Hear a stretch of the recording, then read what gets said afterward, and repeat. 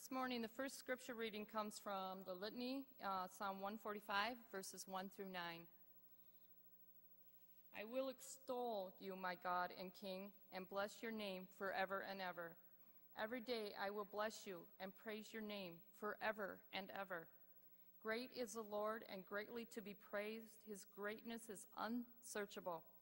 One generation shall laud your works to another and shall declare your mighty acts. On the glorious splendor of your majesty and on your wondrous works I will meditate. The might of your awesome deeds shall be proclaimed, and I shall declare your greatness. They shall celebrate the fame of your abundant goodness and shall sing aloud of your righteousness. The Lord is gracious and merciful, slow to anger, and abounding in steadfast love. The Lord is good to all, and his compassion is over all that he has made. The second scripture reading is the one I picked, Ephesians 4:22 through 24. You were taught to put away your former way of life, your old self, corrupt and deluded by its lusts, to be renewed in the spirit of your minds, and to clothe yourselves with a new self, created according to the likeness of God in true righteousness and holiness. This morning, we're going to take a trip together, baggage and all.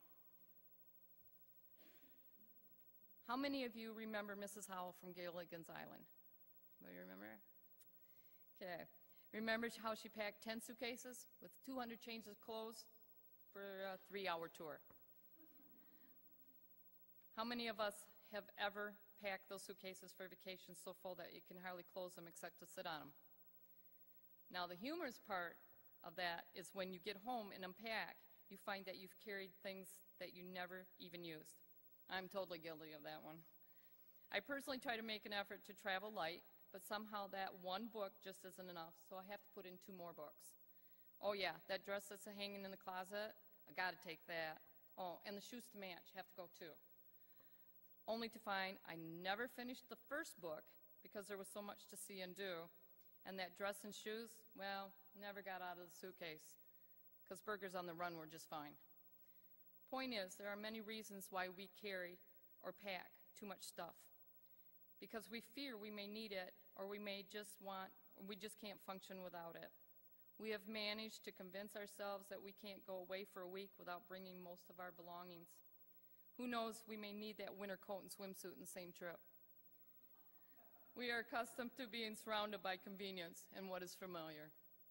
This morning I want to talk about emotional baggage. So often we carry around baggage that we do not need to carry, whether it's past hurts, past failures, regrets, concerns, and worries.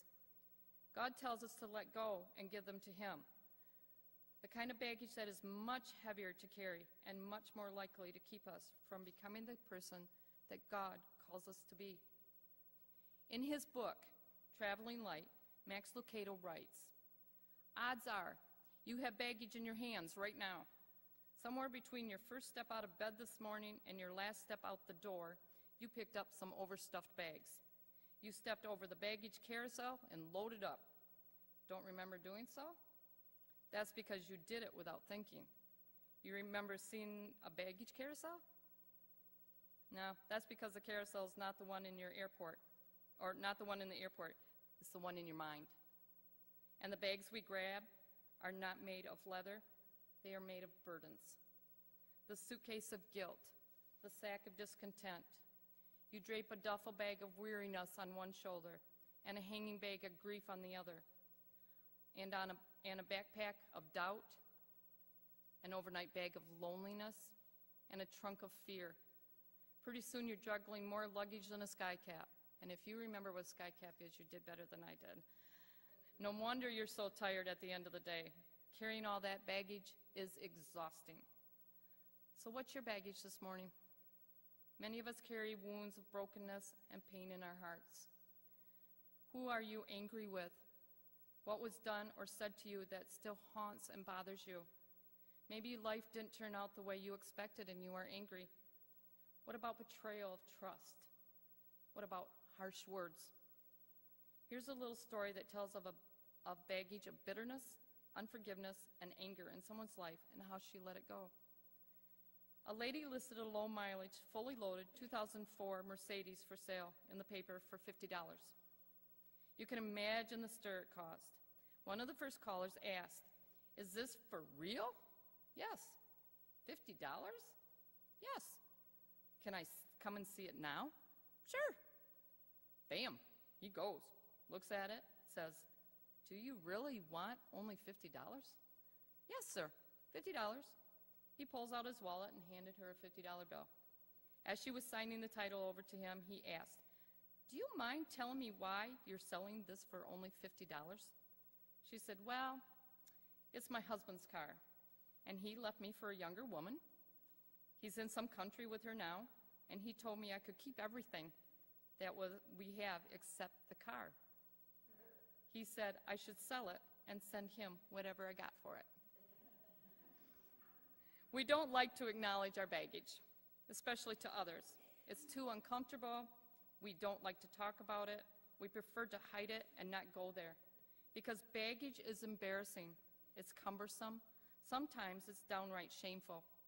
I mean, we all have hurts, habits, disappointments, and hang-ups lurking in our lives. We all have a history, and a lot of that history is good. We honor our past. But on a personal level, there are things that connect us with our past that are not so good. Emotional baggage can weigh us down so much that it prevents us from being the person God has intended us to be.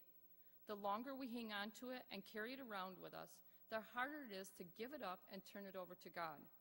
It can make us become bitter and angry, prevent us from trusting anyone, including God, drive us away from people. And what kind of life is it to be bitter and alone? Here's a story I found on the internet. Emily was planning her friend's baby shower at the time, and she was in charge over the planning and delegating. She had so much on her plate with the planning of the shower and working full-time as a school teacher that she suddenly found herself getting somewhat overwhelmed as the shower drew near. However, when she started delegating tasks, I need to learn that one, sorry, and to people that she knew and trusted, she suddenly felt a huge weight taken off, and that the tasks she was responsible for were manageable. God showed her that this action of delegating tasks to others was similar to giving things over to Him. When she gave things to Him that He promised to take care of, then she could do her part with ease and confidence, knowing that He was taking care of it. When she asked Him for something or gave something to Him, she was essentially trusting Him with that area of her life, and she didn't need to worry about it if it would get done or not. She simply had to trust that it was taken care of and not give it a second thought. And God spoke again to her and said, "Now, if you had taken back some of those tasks that you had previously delegated to people, how would it made you feel?" Emily replied, "Burdened and overwhelmed." God replied, "You see, in life, whenever you are feeling overwhelmed or burdened by something, that is essentially what is happening. Every time you give something to me and then take it back, you are taking on more than you can handle, because you were never meant to do everything alone. You do your part and give me what I already promised that I would take care of, and you will be able to manage your part with ease, knowing that I am taking care of the rest." So oftentimes, I think that we do this without even realizing it. I know I sure do. But the good news is there is a simple way to overcome this. The first and most important step is giving something to God and leaving it there. It is to trust Him to take care of what He has promised to take care of. This trust can be developed in many different ways, but I have found there are a few key ways that really stand out through what God says. The people that Emily delegated tasks to for a baby shower were people she knew, loved, and trusted. She knew that they were capable of the task, and that when they said they would take care of it, that it would get done. She never had to worry or have a second thought about if they would actually do what they promised, because she trusted their word. We can get to that same place with God by understanding how much He cares for us and loves us. If you don't feel like you have ever had a true revelation of His great love for you, that is certainly the first step in trusting Him. All you have to do is simply ask the Lord to reveal His great love for you.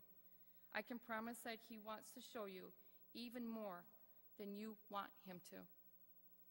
Also, you have to know His promises to you. Take the area of finances, for example. If you don't know that He promised to provide of all your needs, then you will never know that is something He told that He would do. So you won't really know if you can hand that over to Him and trust Him with it. Knowing His promises will help you to have a tremendous amount of peace, knowing that He promised to take care of us. Look at Paul in 1 Corinthians. Paul lays his baggage out for all the world to see. For I am the least of the apostles, and do not even deserve to be called an apostle, because I persecuted the church of God. And in Luke 10, Jesus commanded the disciples to travel lightly. They were to carry no money, no food, no bag, no sandals, no distractions. Can you sense the baggage they had? Reluctance to set down all their possessions, guilt over leaving their family, and fear of danger on the journey. So what are we to do with all our baggage? Let the words of Ephesians 4:22-23 help. Strip yourselves of your former nature and be constantly renewed in the spirit of your mind. We just have to ask God to help renew our attitudes. We need to acknowledge our baggage. We can overcome any negative situation or pain from our past, but you can't do it alone. You have to ask God for help. To the darkest depths of sadness, despair, and loss, I have found myself this past year. And at those lowest moments, I found myself wondering what is left for me. I was troubled and lost, loaded down with all the baggage of the past year on my shoulders. Did it matter? Sure. Did it matter in Luke 15 how a shepherd lost one sheep? He left the 99 to go after the one that was lost. And the woman who had 10 coins and lost one, she searched her house to find the one lost coin. And how about the father who had 2 sons? One took his inheritance and left, and the father spent days hoping and praying his lost son would come home. Those 3 powerful parables reflect the heart of God. That son, the coin, and the sheep were found. So, did it matter I felt troubled and lost? Of course. Does it matter if you are troubled and lost? Of course it does. God always cares. God waits for us each day to let Him take over. 1 Peter 5:7 tells us, cast all your anxiety on Him because He cares for you. We need to release our baggage that weighs us down so that we can set our mind and heart to trust God to walk us through whatever we face. I reached out to Him in prayer every day, asking for help, because I knew I could not do it on my own. Jeremiah 30:17 spoke to me personally. It says, I will restore you to health and heal your wounds, declares the Lord.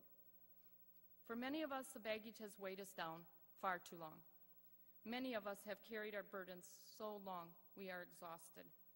And just as it feels good to clean out our closets and get rid of what is no longer useful, imagine how freeing it would be to let go of the baggage that we have been dragging around. Remember how Paul admitted his baggage? Rather than brush it aside, rather than brush it aside and hope everyone would forget his past, he put it in front and center for all to see. He understood his own baggage and understood how Jesus could take it away if he would just let go. How do you embrace someone if your arms are full of bags of fear, weariness, doubt, loneliness, anger, arrogance, insecurities, hate, prejudice, disappointments, and worry? How can you share grace if you are full of guilt? How can you offer comfort if you are disheartened? How can you lift someone else's load if your arms are full of your own? For the sake of those you love, set them down. Matthew 11:28, God says, "Come to me, all of you who are weary and carry heavy burdens, and I will give you rest." Christian musician Lincoln Brewster has a song that expresses this whole topic well. A portion of the lyrics say, "I'm casting my cares aside. I'm leaving my past behind. I'm setting my heart and mind on you, Jesus." And the chorus says, "Today is the day you have made. I will rejoice and be glad in it. And I won't worry about tomorrow. I'm trusting in what you say. Today is the day." What do you say? We take God up on his offer. Just lay the baggage down and take hold of his hand. Let's do it together and make today a new beginning. We might find ourselves traveling a little lighter.